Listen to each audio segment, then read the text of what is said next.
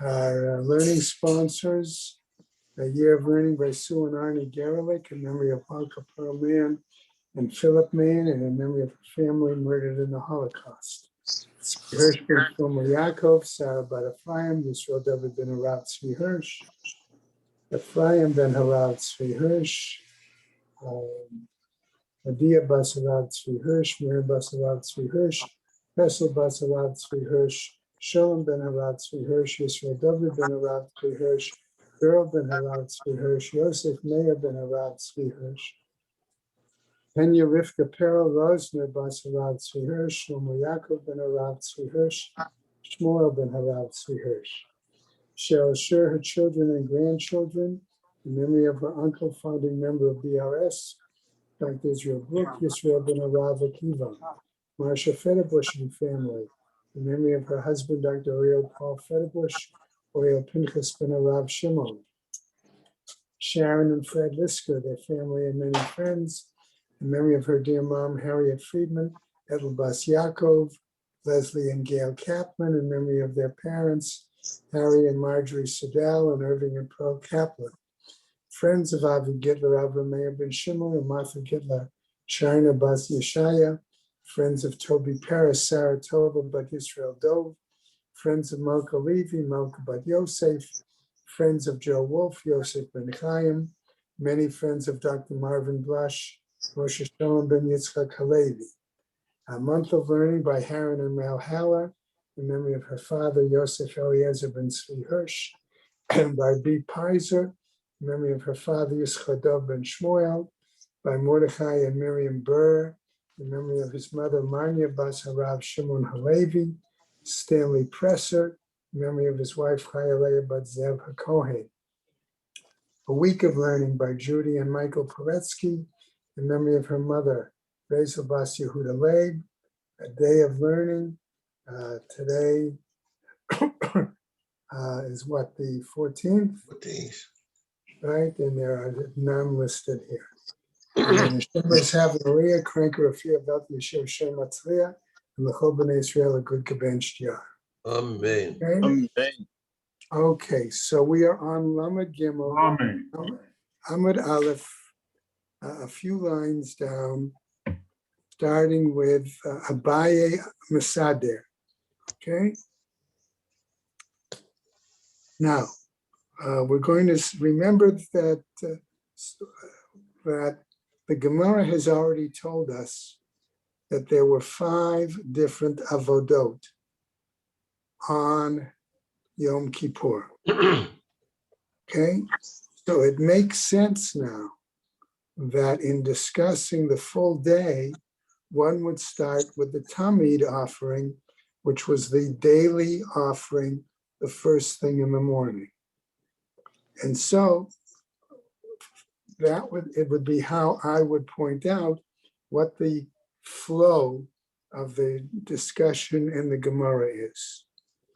The fact that Abaye chooses to cite it, according to Abba Shaul, as we're going to see, is interesting, because the Gemara is going to have a lot of discussion over the next few amudim, on this whole progression. Okay, and as I said, remember, we do have it in the siddur towards the end of the Korbanos sections. Okay, right? So Gemara tells us, Abai Masader Ma'aracha Mishmei de Gemara. Abai has sharing with us, let's say, the sequence of the daily Tamid offering. Okay, on what basis? Mishmei de Gemara, based on tradition. So in other words, Abba Shaul, and Abba is not his name. That's an honorific. Okay, it was before the title of Rav or Rebbe or things like that were used. And we know that that was sort of a transition generation, okay, between the Tanaim and the Amoraim, because we also know that another sage was called Abba Aricha. as well. Okay, so given that example, he must have lived at least at some point when the temple was still in existence and past the destruction of the Beis Hamikdash. And this is what he's, let's say, recollecting based on the Masorah that he has. Okay? So the Gemara tells us now, Ma'aracha Gedola kodemet leMa'aracha Shniya shel Ketoret. Okay? So that tells us that on the Mizbeach outside, the large Mizbeach, they first arranged the wood pile, okay, the large wood pile, which would be used for animals. And then they also had a second wood pile. And that second wood pile, the ash from that, the pieces, sparks, whatever, coals, maybe that's a better term, from that second wood pile would then be brought inside to inside the Beis Hamikdash and used for the burning of the incense on the small Mizbeach inside. Okay? Then, Ma'aracha Shniya shel Ketoret kodemet lesidur shnei gzirei eitzim. Okay, so the bringing of that coals, okay, for that burning of incense was to be done before the placing of the two large logs on, again, the outside wood arrangement, wood pile on the large Mizbeach. Okay, then the Sidur Shnei Gezirei Eitzim, the arrangement of these two large logs, Kodem Ladishon Mizbeach HaPnimi, before the cleansing or the removal of the ash from the inner Mizbeach. So remember, we kept saying it was not that it was all done all together on one outside and all together on inside. We kept saying they switch outside, inside, okay? And that helps us keep in mind, I'm suggesting, I don't have proof for it yet in the Gemara, why the Kohen Gadol kept switching garments. The outside events, he wore one set of garments. I'm suggesting the inside, he wore a different set of garments. Okay, let's go on. Okay, so we saw V'sidur Shnei Gezirei Eitzim Kodem L'Dishon Mizbeach HaPnimi, before the removal of the ash of the inner altar. Okay, the next step, V'dishon Mizbeach HaPnimi Kodem L'Hatavat Chamesh Nerot, and the removal of that ash from the inner altar was done before the removal and the, let's call it, setting of the wicks for 5 of the lamps of the menorah. Okay? Everybody with me, right? Now, text continues. V'hatavat chamesh nerot, and the removal of the ash from the 5 lamps, kodem ledam hatamid. Rabbi Green, how did they decide which 5 lamps, which 5 of the 7 to use? Oh, excellent question, Zev. Excellent question. My answer is, I don't know. let's hope to see if the Gemara will tell us. I can suggest, and my suggestion would be they would go from right to left. Okay? But let's see if my suggestion is valid. It may be that the Gemara is not even going to ask that question, Zev, and may ask a different question. Why do you do 5 and then do 2 more? Why don't you do all 7 at one shot? Right? Yeah. Wouldn't that make more sense? if you're going to do it already. Okay, so let's keep your question on the table, so to speak.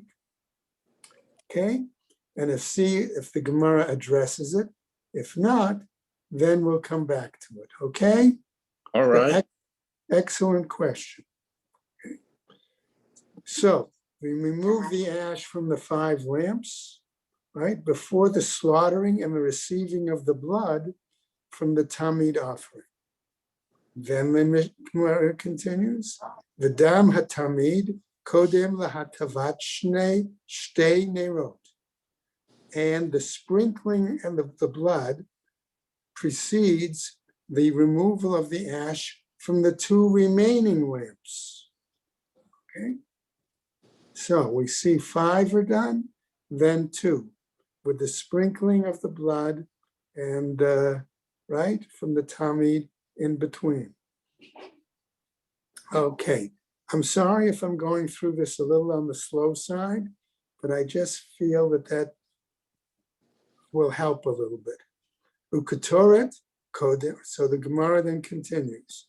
V'hatavat shtei nerot kodem l'katoret. And the removal of the ash from these remaining 2 lamps is before the burning of the incense. Ukatoret kodem la'evarim.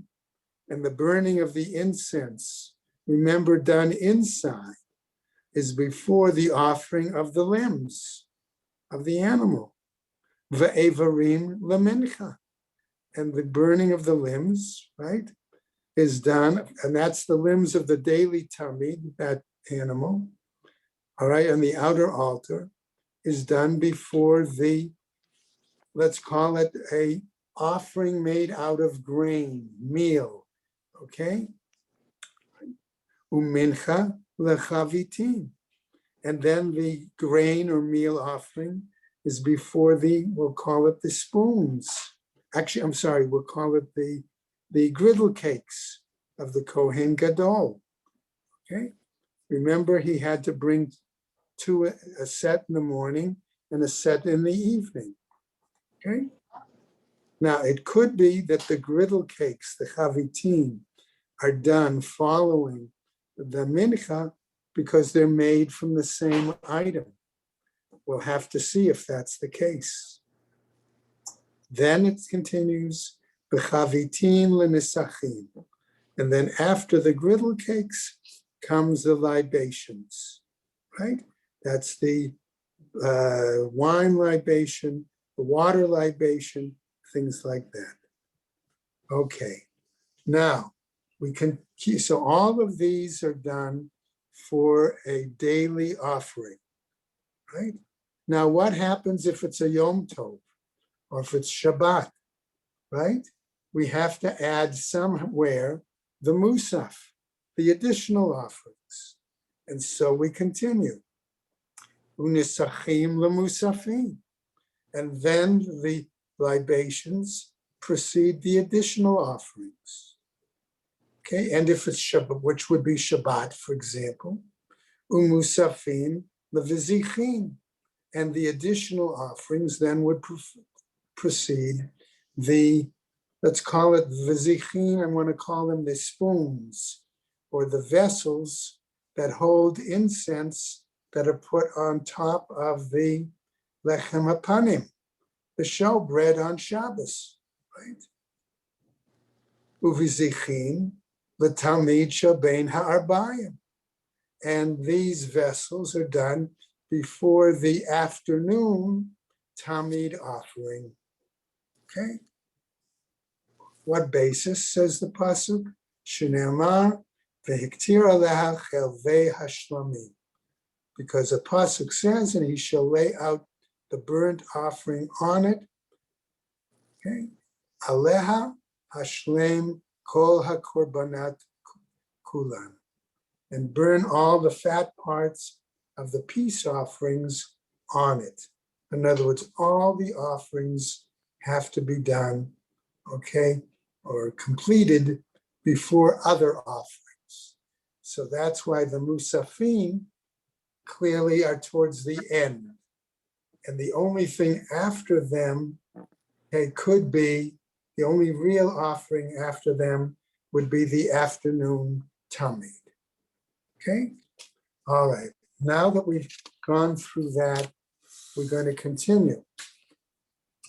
Because now the Gemara is going to analyze that entire order as presented by Abaye. Okay? And it's going to want to look for some sort of proof, either using psukim or using logic. Right? So Amar Mar, the master said, right, again, citing the text again, Ma'aracha gedola kodemet le'ma'aracha shniya shel ketoret. We said that. The large pile is put up and gotten ready before the smaller pile for which we use the coal, okay, from that for the incense. Minalan, how do we know this? The Tanya, because we have a brighter. Hi ha'olah al mokda al hamizbeach kol halayla, says the pasuk, right? As it was taught in the Braita, it says the burnt offering itself shall go up on its fire upon the altar all night.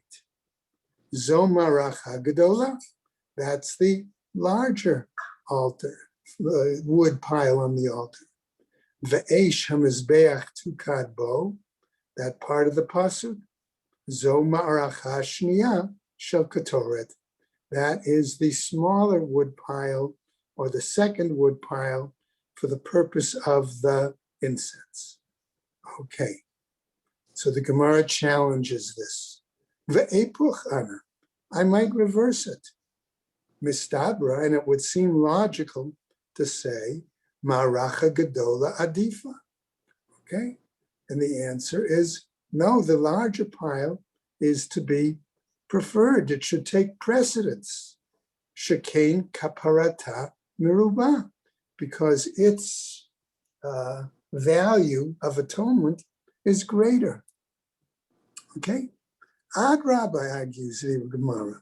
Maracha shniya adifa. Maybe the smaller pile should be greater.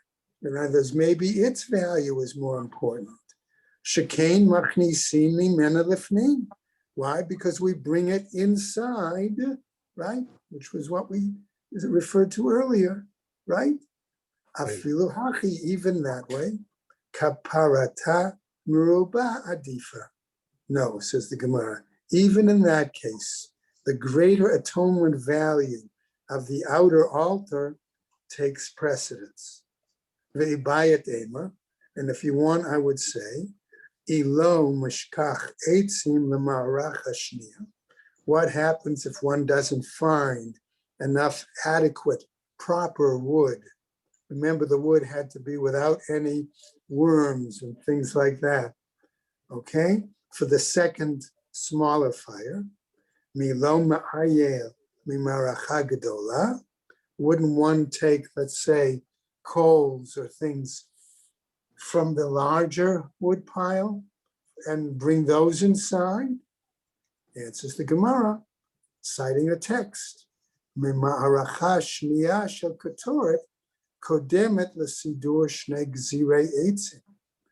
Abaye told us that from the second wood pile for the incense, that precedes the adding on of the two major logs.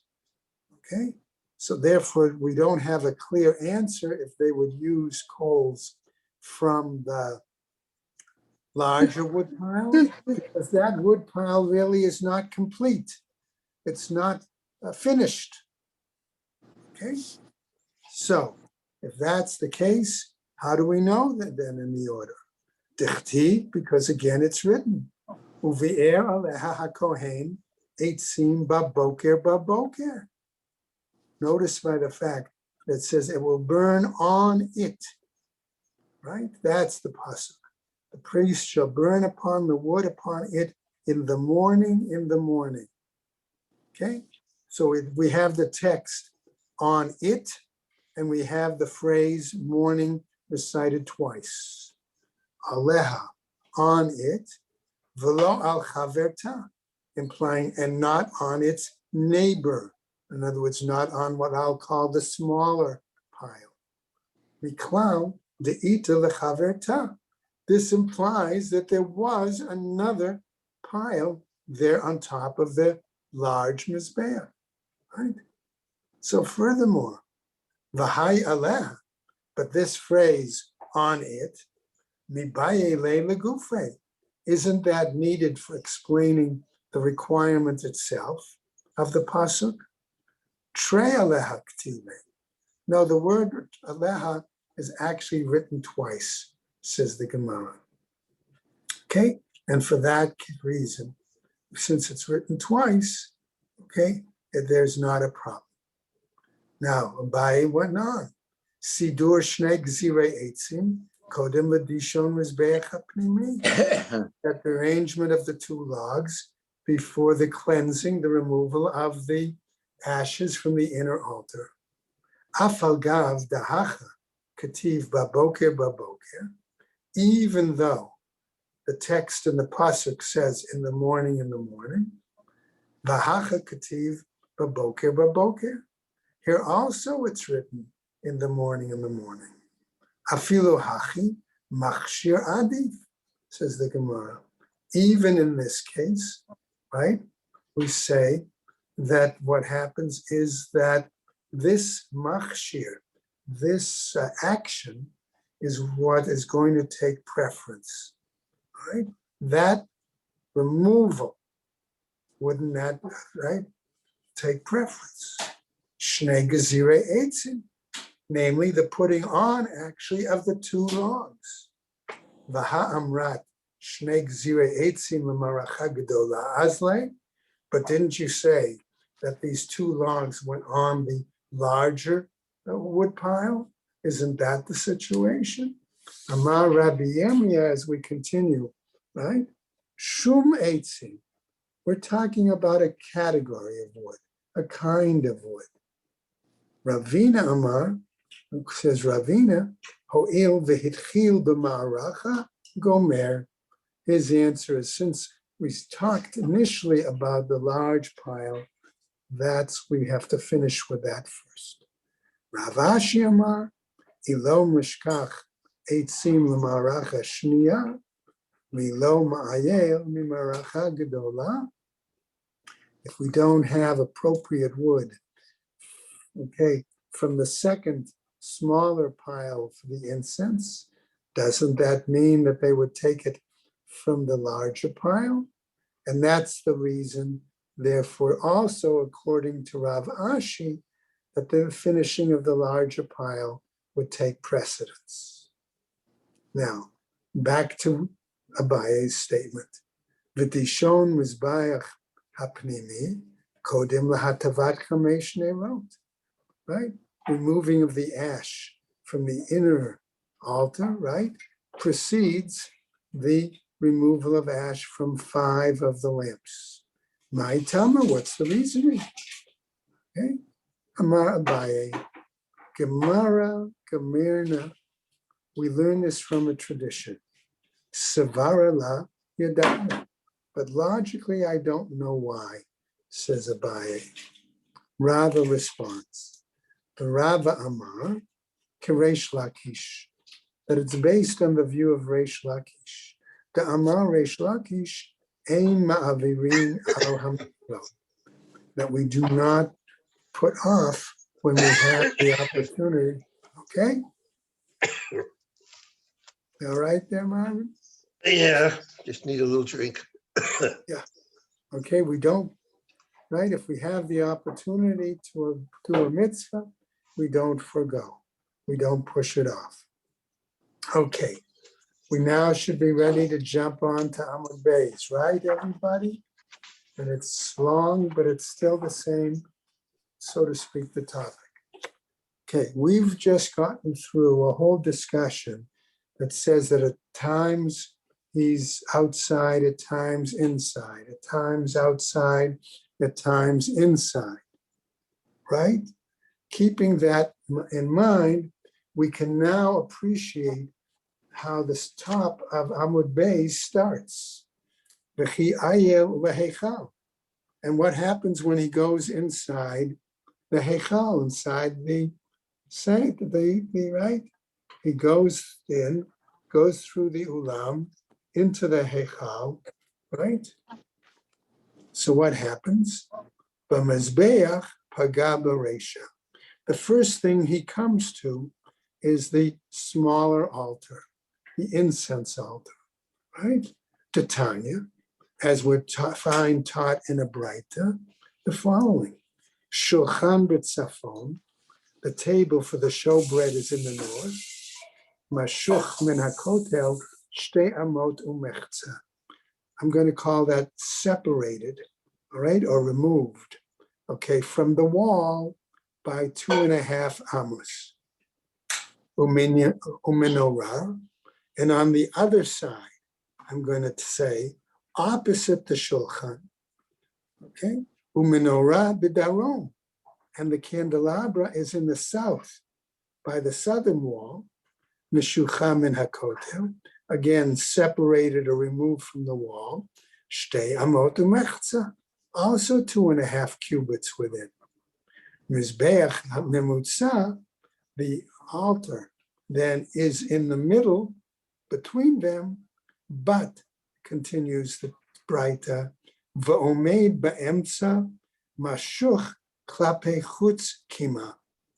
It is in the middle, but it is removed, it is separated from them a little more, okay, towards the outside, right?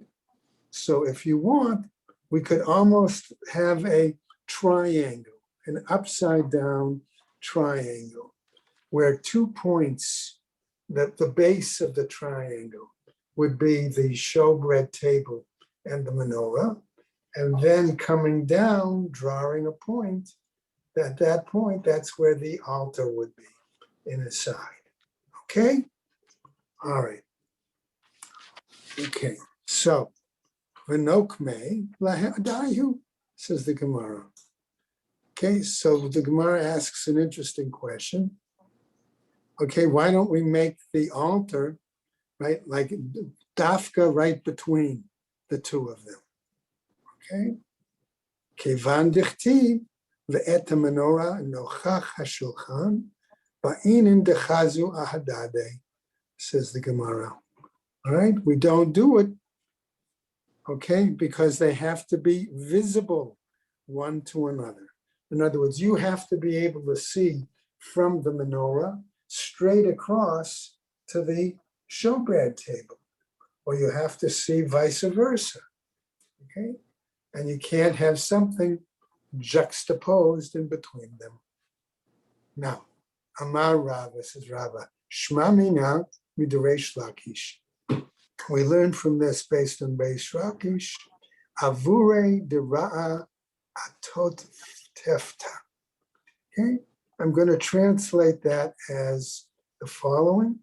There's an avera, a prohibition here, okay, to do something regarding tefillin, okay, if you overstep, let's say, the totefta, the armed tefillin, that therefore it's a prohibition, okay? In other words, what happens if you were to reach and take the head tefillin first before the arm tefillin? That's prohibited. Hechi avei, how are we to do that? Midra'a letotefta. Okay, that would mean that that one would be taking, as I said, midra'a from the head, excuse me, before the totefta, the one for the arm. Okay, just an example, not to do with really our particular issue, but a parallel example. Okay, all right. Now we come back to Abaye's statement. V'hatavat chamesh nerot kodim ladam hatamid, and the cleansing of the ash from the 5 lamps comes before the collection and sprinkling of the blood of the tamid. Okay. V'dam hatamid kodem lahatavat shtei nerot, and the sprinkling of the tamid blood before the 2 lamps. Now, here's where again Zev's question is valid. My Tama, what's the reasoning? Amar Abaye, Hahu baboker baboker. We have the fact that the phrase in the pasuk said morning, morning. The shnei gzire eitzim delat tzrichi. But maybe those two phrases in the morning dealt with the two pieces of wood, and it's not needed there. Shadeinu lahacha. So if that's the case, then we apply it to here. Chad shadye lahatavat chamesh nerot. One, we apply to the removal of the ash from 5 candles, 5 lamps. The likadme, the dam hatamid. That's to be done before the dam hatamid. Echad shadye ledam hatamid. The nakdame lahatavat shtei nerot. And the other, okay, is that we do the sprinkling of the blood of the tamid before we do the cleansing of the other 2 lamps. Mike Green, I think we learned before you always start on the right. Yeah. And then also we learned that you shouldn't pass, we have a mitzvah to do, you shouldn't pass it up for another mitzvah. So if he starts lighting from the right, he's going to continue to light the 5 candles on the right. That's what you said before. Well, let's see. We don't get to lighting yet. We're just still cleaning out the ash from the day before, right? Going along with what Zev just said, the mitzvah is to go and clean the ashes from the menorah, the candelabra. So they instruct them to do other mitzvahs. So that's right. So in the first place. So therefore, we could ask the question: why don't they do all 7 at one time instead of 5 and 2? Exactly. Right? And Zev, what was your earlier question? No, that was the question. My earlier was, how do they know which 5 to light? Okay, we'll see. Let's see if it gives that as well. Okay, so the Gemara goes on now. Chad shadye lahatavat chamesh nerot delikadne ledam hatami. Okay, in one case, it says we take the removal of the ashes from the 5 lamps so that then we can go and proceed to do the sprinkling of the blood of the tamid offering. The hacha, tlata, the hacha tray. Okay, because here we actually have 3, let's call it statements, right? The phrase baboker, baboker is written a number of times, right? V'chad, chad shei ledam hatamid, and 1, we say that we do the sprinkling of the blood, right? Ledam hatamid, dinekadme, lahatavat shtei nerot, because then we do the removal of the ash from the other 2 lamps. Afal gav dahacha tray, bahacha tray. Even though here we have the fact, right, that we have boker, boker recited twice, and we have boker, boker again recited twice. Mechaper adif. Okay, our argument here attempts to tell us that because the cleaning of the first 5 lamps is associated with an act of sprinkling of the blood, which is the atonement component, that's why we break it up. That's one suggestion so far. Okay?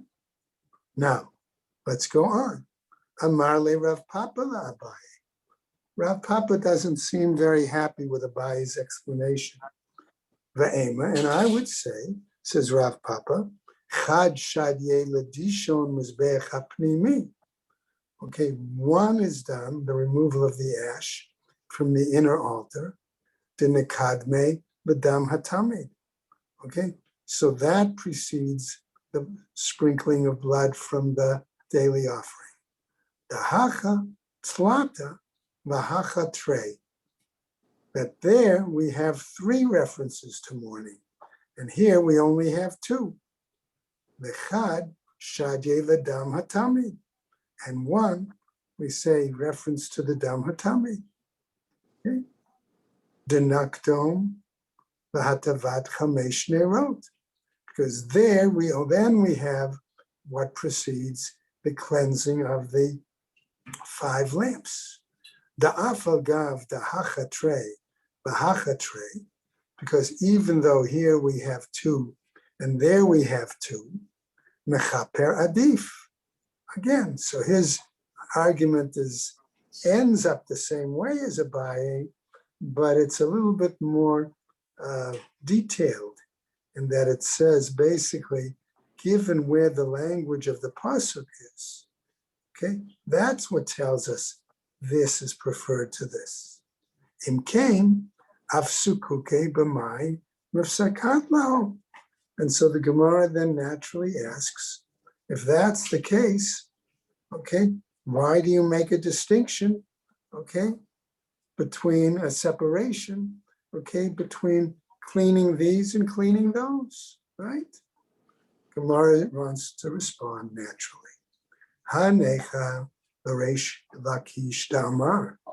That was acceptable, okay, for Reish Lakish's view. Da'amar lama mativin v'chozrinu mativin.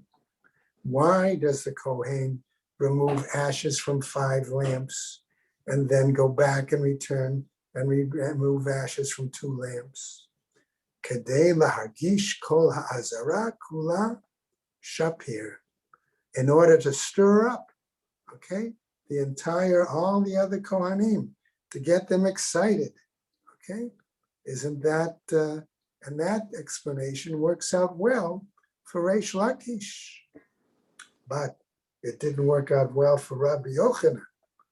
Ella, the Rabbi Yochanan Da'amar, he says, Baboker, Baboker.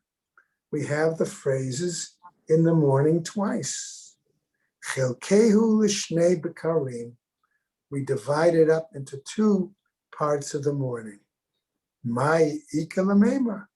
So then what do you have to can be said about that? According to Rabbi Yochanan then, since the pasuk says morning and morning, you have to divide up the cleaning of the lamps into 2 parts. Okay, that's great, except why 5 and 2? If you're going to say that, why not 4 and 3, for example, or 3 and 4, things like that. So let's see what happens. And if we get to Zev's question as well. Amar le Ravina le Ravashi. Okay, what is Ravina's explanation? Hi, baboker, the eitzim mimiyate. We said this phrase of in the morning. It seemed superfluous with regards to the 2 logs of wood, and therefore we applied it elsewhere. Ha mebayele legufe. Isn't it necessary really for itself? Dika amre rachmana, because as the Torah seems to tell us, nikdamu l'maracha shniya shel ketoret. Okay, that was to precede the 2nd pile of wood for the incense. So Rav Ashi responds, Amarle, he said to him, V'lav mi okimna aleha, but didn't we said that it's the pasuk said on it, v'lo al chaverta, and not on its neighboring pile, miklal de'ita lechaverta. That seemed to imply that therefore that there was this other pile. Ma'ishna, says the Gemara, the avid chatavat chamesh nerot bereisha. So what then is so different, asks the Gemara, that we need to clean out the lamps, first 5 lamps initially first? Na'aved chatavat shtei nerot bereisha. So let's clean out 2 lamps first. Kevan da'atchil baho aved ruba. Since we've begun that kind of work, says the Gemara, we do a majority of them. V'na'avid shit. So let's do 6, says the Gemara. Amar Kra. But the pasuk says, Behetivo et hanerot yaktirena. Okay? When he removes the ashes from the lamps, he will burn it. Ve'ein nerot pechutot mishtayim. And when it says et hanerot, it means the minimum is 2. And that's why we do 5 and then 2. Now, Or you could do 4 and 3. right, but he's given you that example. Okay, so that tells us why, at least we understand why they clean out 5 and then clean out 2. It does not yet still answer Zev's question about the order of lighting, right? Assuming that they light right to left. Okay. Now, Abai continues. V'hatavat shtei nerot kodemet lekatoret. Right? And the removal, right, of the ash from 2 lamps precedes the burning of the incense. The Amar Kra, because the pasuk says, "Behetivo et hanerot, v'hadar yaktirena." It says to clean out the lamps, and then afterwards it says burn it, namely burning the incense. Now, back to Abaye's statement of Abba Shaul. Uketoret la'evarim, and we said the incense came before the limbs of the animal. The Tanya, taught in the Braita, Yukdem davar shene'amar bo baboker, the davar shelo ne'amar bo ela boker echad bilvad. Okay, his rationale is what happens, that the act that involves a pasuk that refers to the morning twice takes precedence over a pasuk that only refers to the word morning once.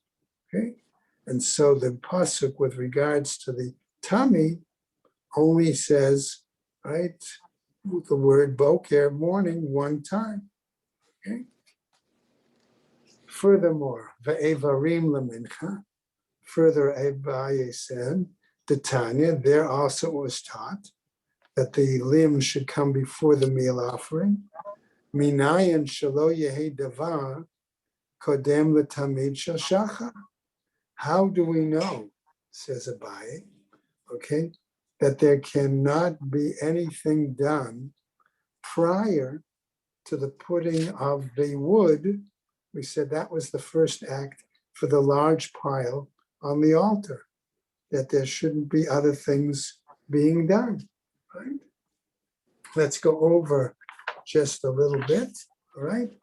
Talmud Lomar, okay, on the top of Lamed Daled Amud Aleph, the pasuk says, "Va'arach aleha ha'olah," and that you will range upon it, right? In other words, place the burnt offering, the olah, on it. Va'amar Rava ha'olah. Notice with hey hayidiyah, right? The particular burnt offering. He olah risha na. That tells us that it has to be the first offering in the morning. Okay. So the Gemara is going to continue now. We'll do a little bit more. Okay, just a drop more. Umincha lechavitin. It said the meal offering came before the griddle cakes. Ola umincha, right? Why? Because the meal offering accompanies, okay? And it comes before the griddle cakes of the Kohen Gadol, right? Because the mincha is part of the tummy, whereas the griddle cakes are part of the individual, I'm suggesting, individual offering of the Kohen Gadol. The chavitin l'nesachim, and the griddle cakes before the libations, shum mincha. Why? Because the griddle cakes are in the same category the same, that's why I said the same variety, okay, as the meal offering. Unisachim lemusafim, and the libations before the additional offerings, zevach unisachim, umusafim lezavichim. Okay, offerings and libations, they're brought after the tamid, vahatanya. Aren't we taught in a braita, bezichin kodmin lemusafim, and elsewhere a braita that says that the zichin, right, the spoons for the frankincense, for the showbread, should come before the offering? Tana'aihi. That's a machloket Tanaim. That's found in Psachim, okay, between Rabbi Yishmael and Rabbi Akiva. Right? So we're going to see here as the Gemara continues, okay, that Abaye has to direct a little attention to that, and then it comes back to our regular discussion. Okay, so we're going to stop right there. Okay, and wish everybody a good Shabbos. Right, and we'll try to pick up, God willing, on